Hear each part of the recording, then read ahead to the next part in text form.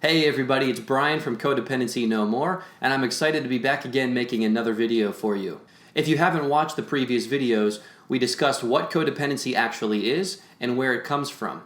It can stem from an invalidating upbringing, traumatic experiences, or a variety of inner child issues which cause shame and inadequacy.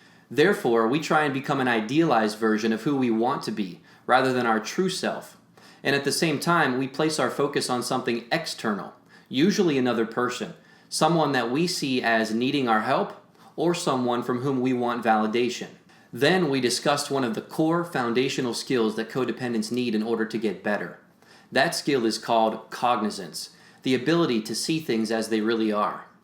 Cognizance allows you to quickly process what's going on within you and around you. It allows you to assess the validity of requests from other people, when you should or shouldn't act upon your own urges, and in general, how to navigate life circumstances better. In this video, we'll discuss a critical skill that codependents need in order to get better, understanding triggers and automatic responses, and recognizing what to do when you find yourself in a negative behavior pattern. But first, I want to address some of the top questions from our video comments. By far the most popular question we've gotten is, what do I do once I've identified the problem? How can I start breaking the cycle of codependency in my life?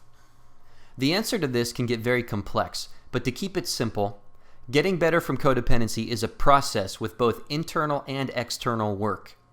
The internal work entails being fully honest with yourself about your weaknesses and the need to change, gaining the self-awareness that will allow you to observe the inner workings of your negative behavior patterns, and proactively replacing your bad habits with new automatic responses when you are triggered. This is the internal portion. When it comes to you in the context of relationships with other people, at some point you must also learn to establish appropriate boundaries, not too loose, not too rigid, keeping the bad out while allowing the good in, and learning to be assertive and stand firm when you're tested. A strong predictor of your success will also be your ability to break away from any abusers and commiserators in your life and surround yourself with a safe, trustworthy, and supportive social network. Each step of this process is equally important, like each individual link of a chain. I'll continue answering the question of how to start breaking this cycle a little later in this video. Okay, back to triggers and automatic responses. Did you know that you've unconsciously created mental shortcuts to help navigate your life? These shortcuts are systems of thinking called schemas, and we all create them for ourselves. Schemas consist of if-then, cause and effect rules that we use in different scenarios. So if I'm in a scenario where I'm on the phone and I hear my dog scratching at the back door, without even thinking about it, I'll automatically go back and open the door. Or if I hear that one of my relatives, for example, is in trouble, I might automatically jump to their rescue. Schemas gradually develop after repetitive experience to allow us to process and act more efficiently. And believe it or not, there are actually 4 codependency schemas. So if you're codependent, you're experiencing triggers that cause you to act out your codependent behavior. And you've actually trained yourself to do this over time. There's a pattern of behavior that you follow, and it looks something like this. You're going about your daily life when all of a sudden you experience a trigger. Now this could be seeing someone in distress, being asked for a favor, someone becoming angry, being put on the spot, being criticized or compared to someone else. There are a whole lot of triggers that codependents can have. When a trigger happens, it induces a craving for something.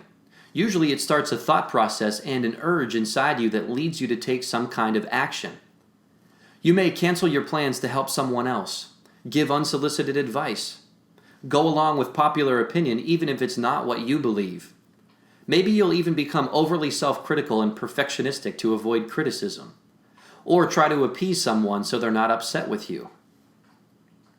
By taking action, you're seeking short-term relief in order to avoid some catastrophe.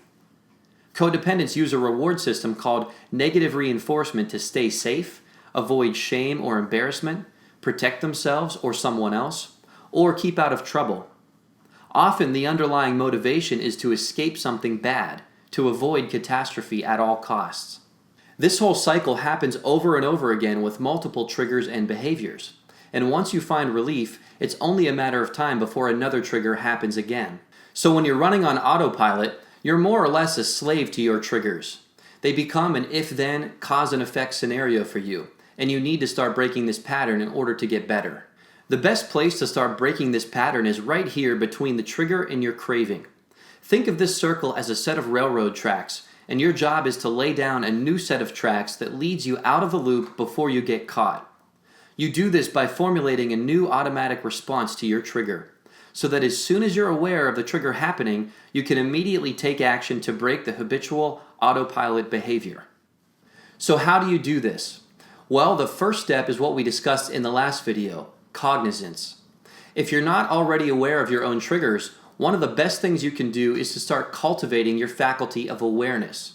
And if you want some tips on how to do that, I'd suggest going back and watching the last video. Now, assuming you're already fairly self-aware and have the ability to recognize your own triggers, one of the next best steps you can do is to write down each individual trigger one at a time.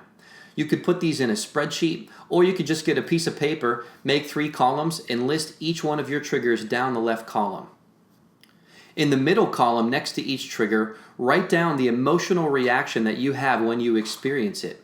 For example, if one of your triggers is feeling pressured to do something, your emotional reaction might be to feel some nervous tension, think about what would happen if you didn't capitulate, and then acquiesce and do whatever you feel pressured to do.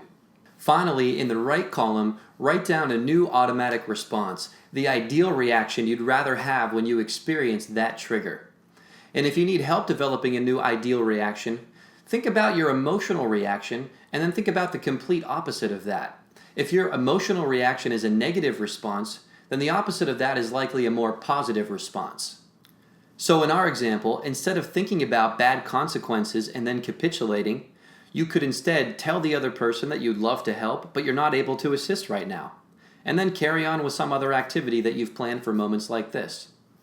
This is a great activity because you can start doing it anytime. You could even start right now if you want to. It helps get you thinking about your triggers. And frankly, even premeditating a little bit will help you deal with those triggers when you finally do confront them.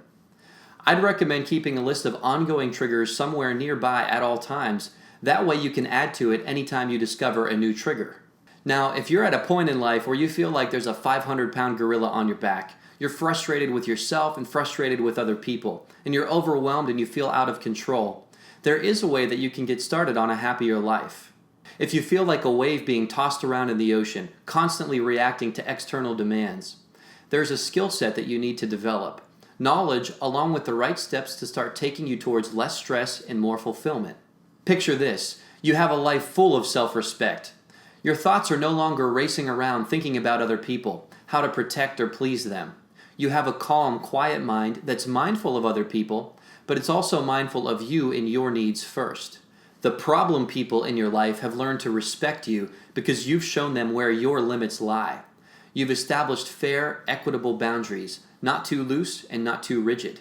And when your limits are tested, you know how to gracefully stand firm. You've learned to recognize when you're being kind versus when you're going overboard. You have a supportive network of people who care for you, understand you, and have your best interests at heart. You can feel safe to be open and express yourself without being afraid of being judged or manipulated.